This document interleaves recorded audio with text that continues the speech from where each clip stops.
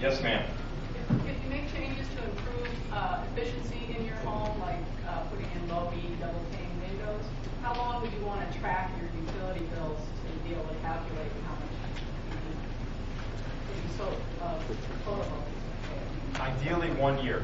If you have a year's worth of data, we can look at a 1 year's worth of data. Now, I wouldn't necessarily recommend that you wait for the year to implement solar. A lot of times we can get a pretty good sense of what portion of your bill we would go to, and we might be able to design for a little expansion, size it a little conservatively, design for a little expansion.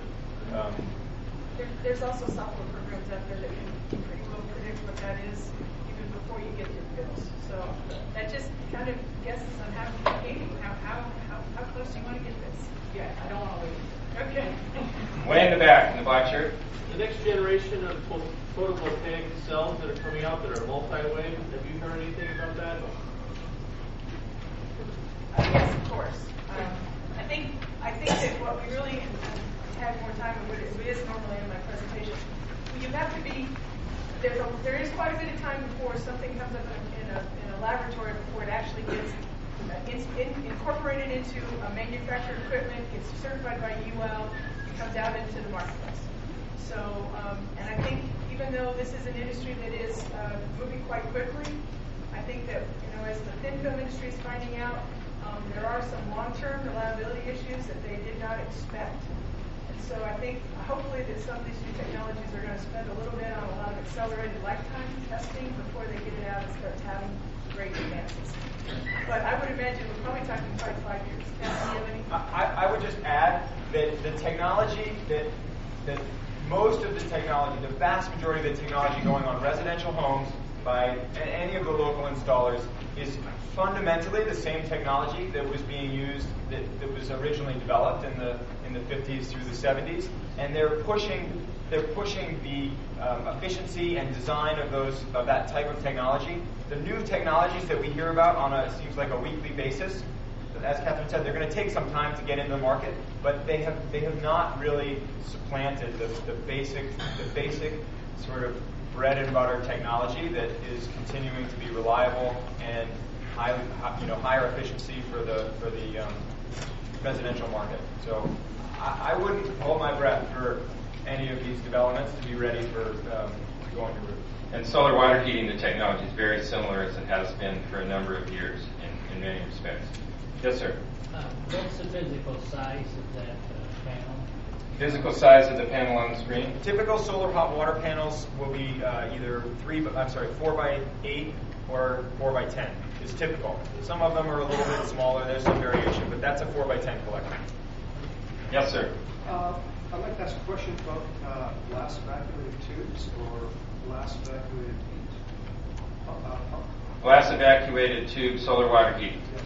Yes. So the evacuated tube technology is it's an innovative technology. It is a technology that has been that the companies have been working on for some time. Where it really shines is where you require high temperature differentials. So one of the things I didn't talk about because of the duration that I had to speak was there's really there's 4 technologies for heating fluids.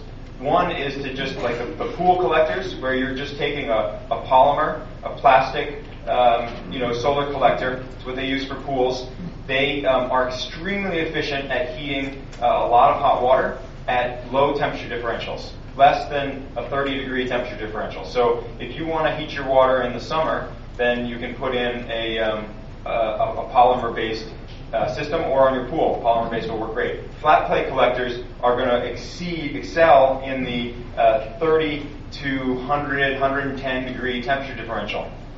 The evacuated tube collectors are going to work well in the 100 plus degree temperature differential. So if you're in a really cold climate and you can keep the snow off of them, then they're going to be able to absorb and transfer heat at a higher efficiency at those big temperature differentials. In Tucson, in the winter, during the day, we're typically looking at trying to heat water from, the ambient temperature outside is typically going to be maybe 50 degrees, and you're trying to heat your water up to 130 degrees. So you're well within that 100-degree temperature differential. So we don't see a lot of the evacuated tube technology going in Tucson. You might see it up on Mount Lemmon if you were trying to keep water in the winter up there.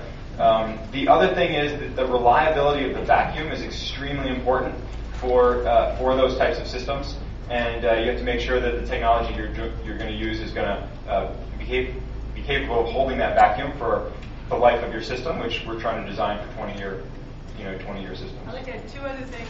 Number one, during the summertime, once that evacuate tube is so efficient, then you need to have some system on there to actually pull that heat off, or the system will fail. So you end up having to have an air-to-air heat exchanger that's related to it, which is an additional cost, and it's going to require a fan.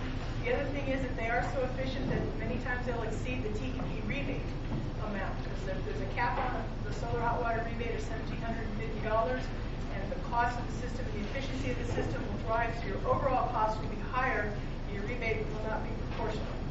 So there's a couple of things going on economically that you should take into account. Although, for coal heating systems that Mark's talking about, like trying to heat water all winter long, that's where they have their good application. I hate to do this, but we're out of time, and I appreciate everybody coming. Let me give some applause for the speakers. Let me just remind you that there's a whole bunch of other really great speakers all through the day, as well as movies and other presentations. So please take part in everything. Our next panel will start up in just a few minutes on global energy. Please stick around. It's going to be a pretty provocative, entertaining discussion. And the EXPO hall is opening up just about 10 minutes. You wouldn't need it.